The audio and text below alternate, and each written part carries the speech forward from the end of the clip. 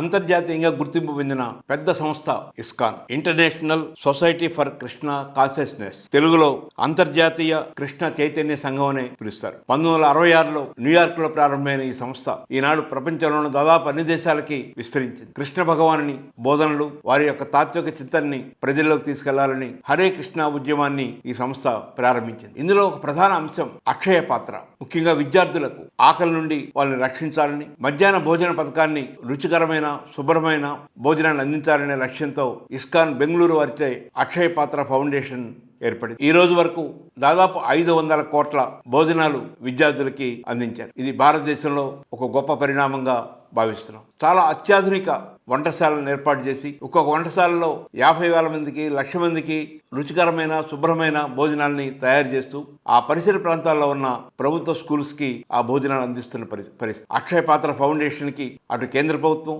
రాష్ట్ర ప్రభుత్వం, కార్పొరేట్ సంస్థలు, అనేక మంది వ్యక్తిగతంగా విరాళాలు అందించేవారు పెద్ద ఎత్తున ముందుకు వస్తున్నారు. 2022-23 సంవత్సరంలో దాదాపు 435 కోట్ల రూపాయలు విరాళాల రూపంలో ఈ సంస్థకి లభించాయి. మరొక 335 కోట్ల రూపాయలు కేంద్ర రాష్ట్ర ప్రభుత్వాలు మద్దతుగా అందించాయి. అంటే 750 కోట్ల పైగా మొత్తాన్ని కోట్లాది మంది విద్యార్థులకి మంచి ఆహారాన్ని అందించడానికి వినియోగిస్తున్నారు. అవినీతికి ఏమాత్రం ఆస్కారం లేకుండా నిజాయితీగా పనిచేస్తున్న సంస్థ అక్షయ పాత్ర ఫౌండేషన్. 1966లో న్యూయార్క్ లో మొదటిసారిగా ఇస్కాన్ సంస్థని ఏసీ భక్త వేదాంత స్వామి ప్రభుపాద స్థాపించారు. పశ్చిమ బెంగాల్లో మాయాపూర్లో దీని యొక్క ప్రధాన కేంద్ర కార్యాలయం పనిచేస్తా ఉంది. అక్షయ పాత్ర ప్రారంభమై 20 సంవత్సరాలు గడిచింది. ఈ 20 సంవత్సరాల్లో 500 కోట్ల భోజనాలని విద్యార్థులకు పంపిణీ చేయటం అభినందనీయం. ఆంధ్రప్రదేశ్లో దాదాపు 10 చోట్ల ఆధునికమైన వంటశాలని ఇస్కాన్ సంస్థ అక్షయ పాత్ర ఫౌండేషన్ స్థాపించింది. మంగళగిరి, కళ్యాణదుర్గం, ఒంగోలు, నెల్లూరు, కాకినాడ, విశాఖపట్నం, తిరుపతి, శ్రీకాకుళం, కుప్పం,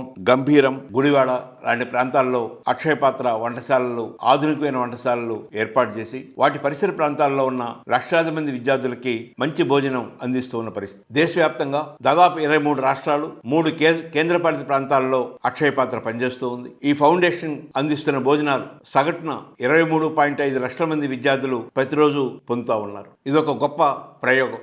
సిఎస్ఆర్ ఫండ్స్ అనేక కార్పొరేట్ సంస్థలు అక్షయ పాత్ర ఫౌండేషన్కి అందిస్తూ ఉన్నాయి. ఇన్ఫోసిస్, నారాయణమూర్తి లాంటి వాళ్ళు, సుధా నారాయణమూర్తి లాంటి వాళ్ళు ఈ అక్షయ పాత్ర ఫౌండేషన్లో కీలక పాత్ర పోషిస్తున్నారు.